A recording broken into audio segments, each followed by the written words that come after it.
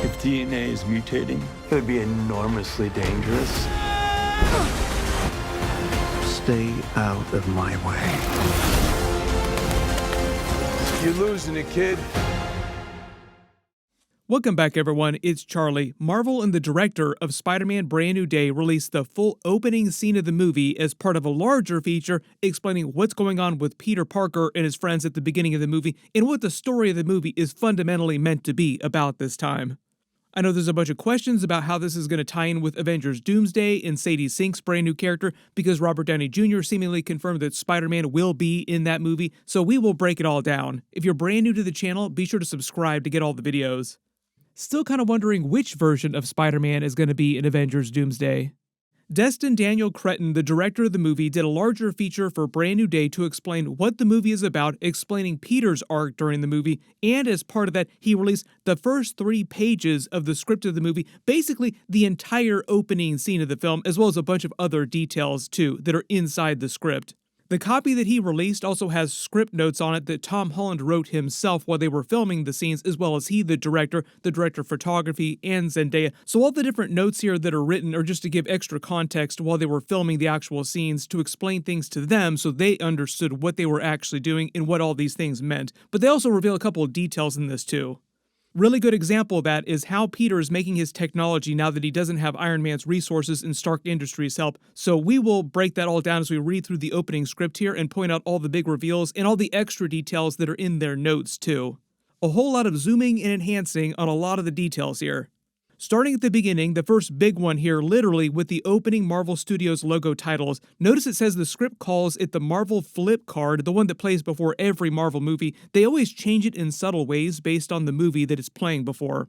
This time it's going to show all the memories that Peter no longer shares with Ned and MJ and Aunt May, and they refer to it in the script notes as a Back to the Future kind of moment where Peter Parker vanishes from reality like Marty McFly's picture during Back to the Future, where he starts to vanish as the timeline changes. But in this case, it's memories that cause him to vanish from people's memories. And the actual opening scene here is actually from some of the trailers that we've seen before, so we've actually seen pieces of the opening scene, just in different order. They broke it up.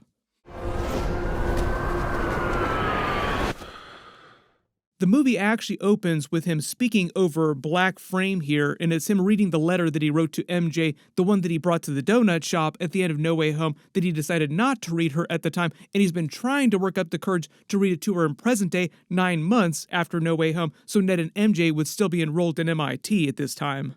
So that also explains when the movie actually takes place in the timeline, 9 months after the events of No Way Home, not quite as long as we believed before.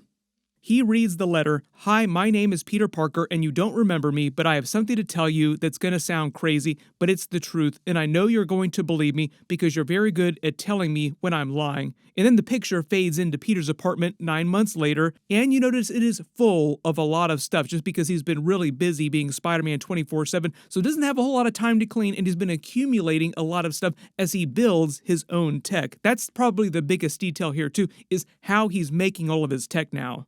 It's meant to be the same apartment from No Way Home, but now he's constructed a new advanced 3D printing device to fabricate his Spider-Man tech and his suits. He also uses it to patch his suit. All the parts he grabbed from a bunch of different sources, and it's meant to be a callback to Iron Man, seeing that he dumpster dived his tech during Captain America Civil War to make his first homemade suit, and this is just a more advanced version of that idea. He works on his brand new web shooters, which we saw during the trailer. They have 4 cartridges, and the other big thing here, like real big detail, is that he's got another AI, and it's called EV, but they didn't say what the EV abbreviation stands for. It's just meant to be his next version of Karen, Suit Lady, Jarvis, Edith. They didn't say who would be voicing EV, though, like who they cast to actually play that character. While Peter is working on his suit, he gets a small, sharp headache, our first inkling that living completely in the shadows is taking its toll on him. Something is changing, and it may not be for the better. Peter shakes it off, hoping it's nothing. This is just meant to be the early signs of his spider transformation. His evolution is about to happen. There were a lot of questions after the trailer footage where he passes out after the party and goes into the spider cocoon and seemingly grows the organic web shooters and all these extra powers based on the comic book powers that he gets after he evolves. Now it kind of seems like there's no one source that actually caused that to happen. It's been happening slowly over time, like he's been slowly preparing to actually go into this cocoon and transform. And it is a result of his lifestyle these past 9 months going slowly into 24/7 Spider-Man mode. Really sounds like Spider-Man needs a break, like take a nap even, just play some video games. Speaking of which, thank you to today's sponsor, Raid Shadow Legends. Raid Shadow Legends is a free-to-play collection RPG game built around collecting, upgrading, and assembling your team of characters to face PvE campaign bosses, dungeons, PvP challenges. Currently, they're giving away legendary heroes Cheshire Cat, Alice the Wanderer, Tuhanarak, Razelvarg, Grand Oak Padrig, and Turvold. Brand new players can claim one of the free legendary heroes using the promo codes I'll put up here on screen. Be sure to claim one of them for free. Existing players can use the promo codes EPYRE and PP500 to get these rewards. I'll put them up on screen here. And brand new players can also get one epic hero and 2 legendaries to start your game for the first time. And when you register an account, you also get Raf-Matab, a legendary spirit champion from the Barbarians faction. His kit is based around resisting enemy effects and locking down foes with Provoke while buffing himself.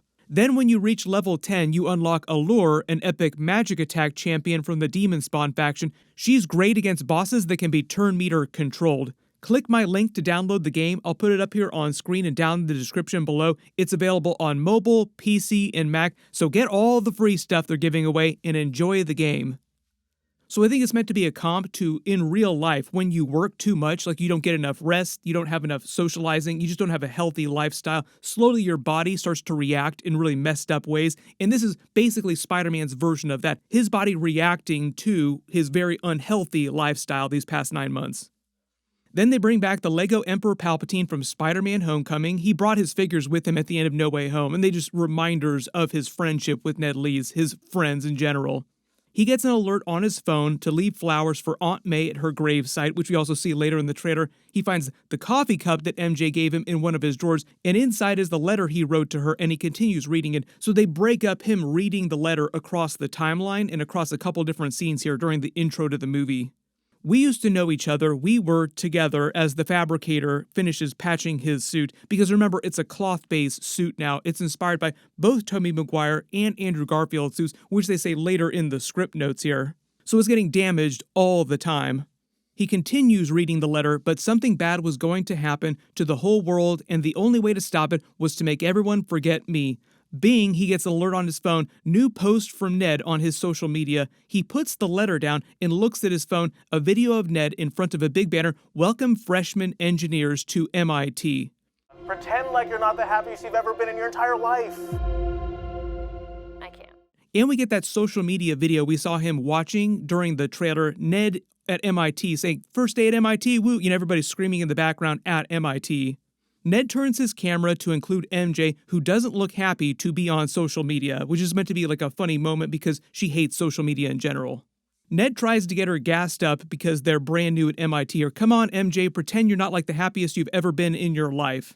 MJ then beams, and you actually see some script notes that Zendaya wrote, let's shoot this on a real phone. She says, I can't. The video freeze frames on MJ's blurry face. And then Peter continues reading the letter, including you, forgetting me. Peter smiles for them even if he's miserable without them. Continues reading the letter as he says, because I'm not just Peter Parker, as the camera slowly approaches Spider-Man sitting on a steel beam. I'm Spider-Man. Mask peeled up, he's looking at another Ned update, audio playing low under his voiceover, and he says, sometimes Spider-Man has to do the hard thing, even if it breaks Peter Parker's heart, in the reveal that he's sitting upside down on the beam, which we also saw during the trailers. Peter then goes on reading, maybe I'll never read this to you, maybe I'm just writing this for me, maybe that's my responsibility to live alone with the truth. And notice the script note here from Tom Holland that says, misinterprets what May said to him. This is a reference to her great power, great responsibility speech that they gave her, a version of that Uncle Ben speech right before she died. You have a gift, you have power, you have a great responsibility. Peter's misinterpretation is that because he has powers, it is his responsibility to only be using them 24/7 to help everyone else. Basically, his whole reason for wanting to only be Spider-Man 24/7 all the time and not be regular person Peter Parker who actually had a real life and had friends. This is the whole reason why he hasn't gone back to Ned and MJ to tell them the truth again about himself. He hops down to the ledge one floor below and then finishes reading the letter, but the truth is, I love you, and I hope deep down something inside you remembers you love me too, or maybe not. As he steps over the edge of the building, the police scanner on his phone squawks, trouble calls, 10:59K, possible 10:33, SWAT teams ETA 15 minutes.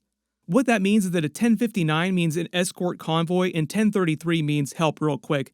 He pulls his mask down, letting himself fall off the ledge, and web slings away as music starts to play, and we get a beginning montage. So the montage is meant to show a couple of his saves, a couple of his villain takedowns, to show what he's been doing day to day as friendly neighborhood Spider-Man for the past 9 months. A little bit like we saw during Spider-Man Homecoming when they give him a montage of using his new suit to save people. This is also the point in the script where they have the notes that people wrote about how the suit was inspired by both Andrew Garfield's Spider-Man suit and Tobey Maguire's Spider-Man suit. Real fabric, real seams, real wrinkles. There were a lot of questions about this too. Obviously there's a lot of visual effects in the Spider-Man movie, but they wanted the actual suit to feel like a real cloth, like an actual physical suit and not like a piece of tech like nanotech Iron Man armor. Destin Daniel Cretton then said that the movie is fundamentally the story of Peter Parker learning how to reconnect with people, primarily his friends, obviously like Ned and MJ, but also new people like the Punisher, Bruce Banner, Hulk, Sadie Sink's character too, because he didn't really know Bruce Banner, Hulk that well. Obviously Sadie Sink's character is brand new, he's meeting her for the first time, and he knew of the Hulk and Bruce Banner. He fought with the Avengers, he was an Avenger with them, but like they weren't buddy-buddy together, and obviously because of the spell, Bruce Banner's mind does not remember him, even if the Hulk's mind does remember him. Dr. Banner, I need your help. What did you say your name was? We will see how they reference that. I've already talked about the whole Hulk transformation. We've already seen some renders of what he's going to look like based on the toys, and it'll be just a traditional green Hulk like you would expect him to look. He's teaching sciences at Empire State University, science bro, teaching science. He's using the inhibitor on his wrist to prevent his gamma transformation, so he's actually sublimating the Hulk. The Hulk's mind probably isn't too happy about that either. He actually got this device before the events of She-Hulk. We saw him wearing it during the Shang-Chi movie too.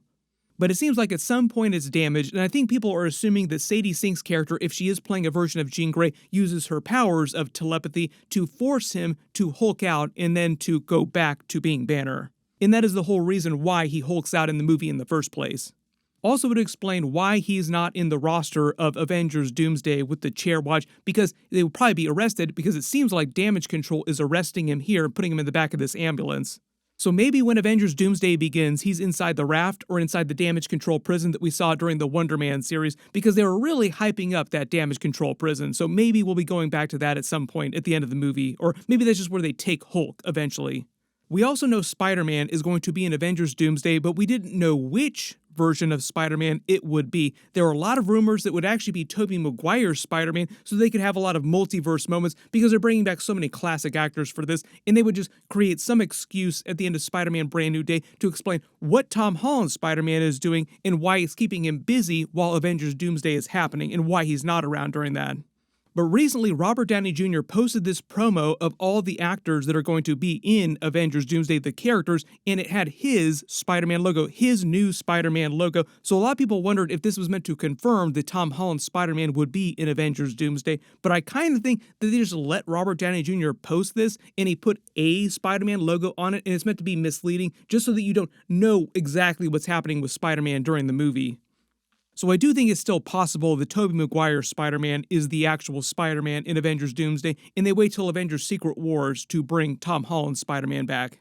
But we will see. There will probably be multiple versions of Spider-Man. Andrew Garfield also probably coming back too, along with all three of them in Secret Wars, just because so many characters are going to be showing up during that.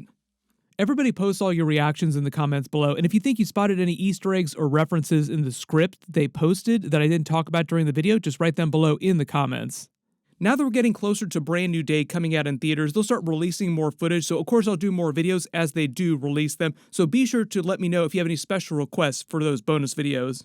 Maybe if we're lucky, somebody will also leak the Avengers Doomsday trailer, so if you're out there and you have a copy of it, please leak it.